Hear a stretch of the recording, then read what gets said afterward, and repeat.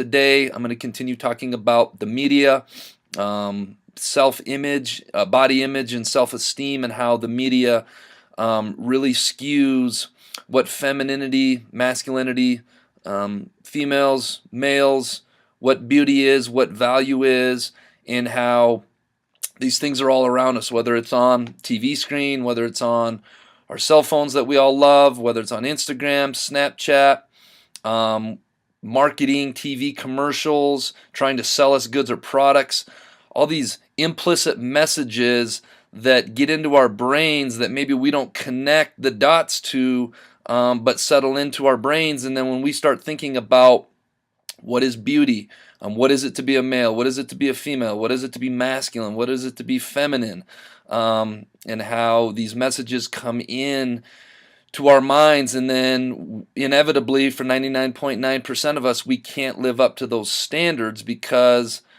those standards aren't realistic in the first place, and how that affects our self-esteem. I talk all the time, middle school students, it's a tough time in your life, going through puberty, socially trying to connect, maybe becoming romantically interested in other people. You start becoming more aware of yourself, how you're different from other people.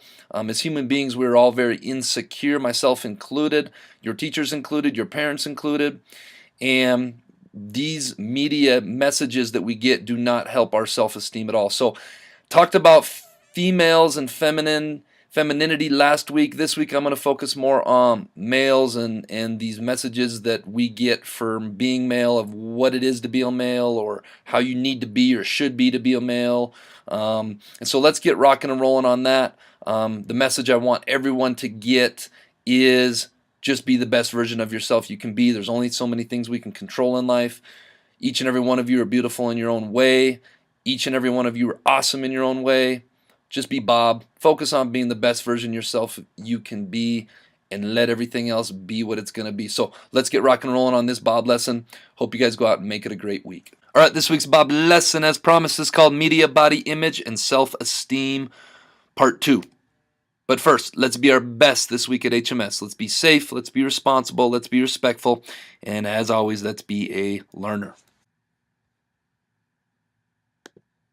So self-esteem and body issues. At least when I hear that as a topic, my first thought goes like, oh, that's normally a conversation for women, but at least for me, I definitely have a lot of those issues. You know, I'm not the tallest guy. I'm not like long and lean and ripped in this kind of way.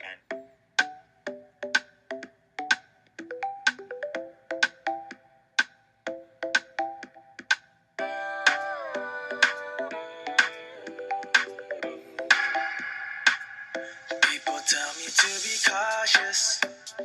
I obviously don't fit that mold, and I never have. I see pictures of like male models on Instagram, like I could be doing better. Sometimes I feel like, oh my God, I feel so good. And then sometimes I feel like I don't even want to come out from under the covers. People tell me not to lose my self-control.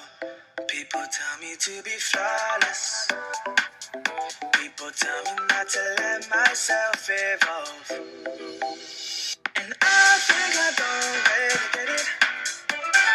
I think it's all just a peculiar game. And soon I'll wake up and I'll forget it. And everyone will know me by a different name. Oh, the media.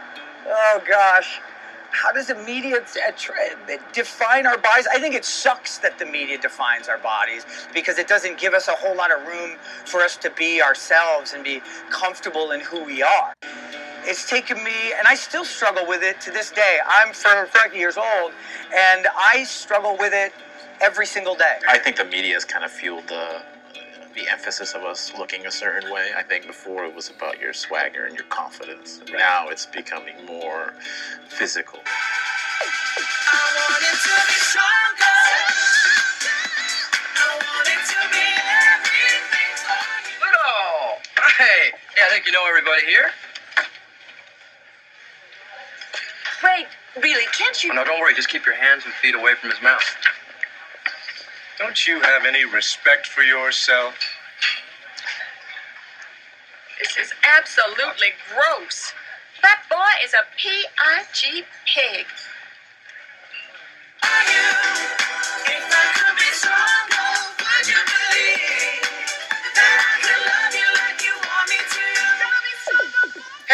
Guys, don't go in there. This is breaking and entering. Schrader, come on.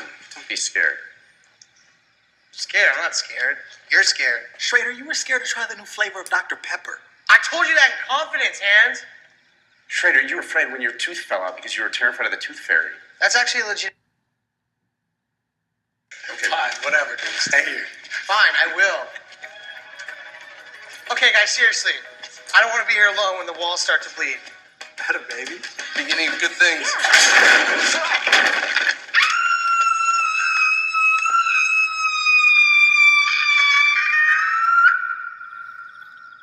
Schrader, what the hell was that?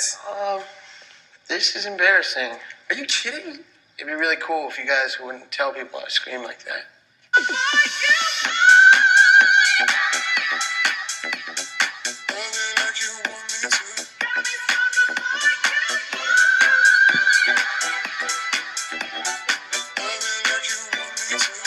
I think it all just goes back to like that caveman mentality of like the bigger, stronger, more prominent male is going to be the one to attract the most women. I hold my breath every time. I try to keep myself dry, but did I ask too much? If I could do it. I actually, when I was in college, I was getting really bad acid reflux, and I was having really bad digestive problems. It turned out I didn't have a problem per se with acid reflux. I had a problem with overeating, and I would overeat, and I'd go to the gym, and I'd gorge myself trying to get bigger. But Would you believe what I said? That I still want that rush. And I think I don't really get it. I think it's all just up like you realize. Yeah, I think it's amazing that even when you watch something like the 300, you're like, all right, obviously these are guys who just live in the gym, blah, blah, blah, and that's all true. But even if you live in the gym, you're not going to look like that. Yeah, they're gonna spray in those abs to shadow it to make it look Amazing. like a comic book. Yeah. And everyone will know me by a different name. I want it to be stronger. I think my freshman year of college, I was like 245. And at the end of my freshman year, I got a talking to from my department about my weight. And they were like, you're like a pop singer and you're a tenor. You're never going to work. So I signed up for this clinic out here.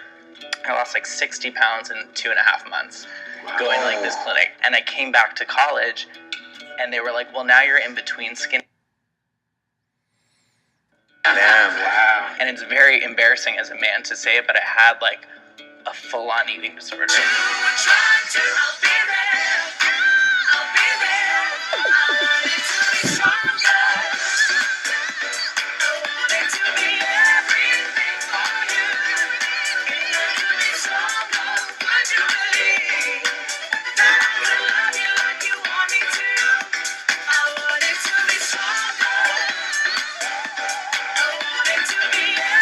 We need to be willing to broaden the definition of what handsome and sexy means. What my body should look like and what your body should look like are completely different things. I don't know that there is a perfect what a male body should look like, because I've seen beautiful male and female bodies in all different shapes and sizes.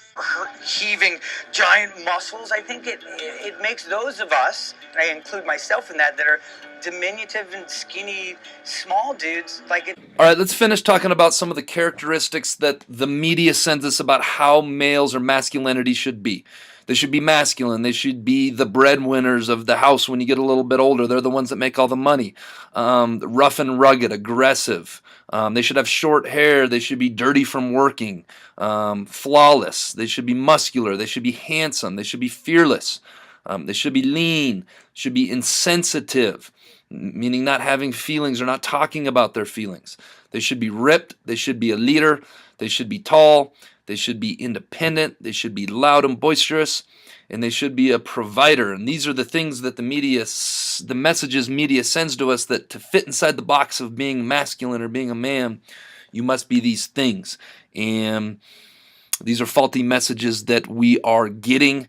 And I want everybody to know that fitting inside this box, life's not about fitting inside a box. Life's about being the best version of yourself, whether you're a man or a woman and you have masculine or feminine traits, because we're all very different, and there are many, many, many different shades of gray, and we're all built and made exactly how we're supposed to be. And our main focus should just be on being the best version of ourselves we can be. All right, this week's quote of the week is, love who you are and love one another, folks. That's what this is all about. All right, that brings us to this week's Jellybean Question of the Week winners, who are Spirit Henderson, Maria Mosier, Ashlyn Thays, Isaiah Henderson, and Taylor Hansel. The correct answer was race car. This week's Jellybean Question of the Week is, how many seconds are there in a year? If you think you know the answers, submit your answer to the Bob Box no later than Friday. Tune in next week. See if you're a winner. Bobcats, let's go make it a fantastic week at the Helena Middle School.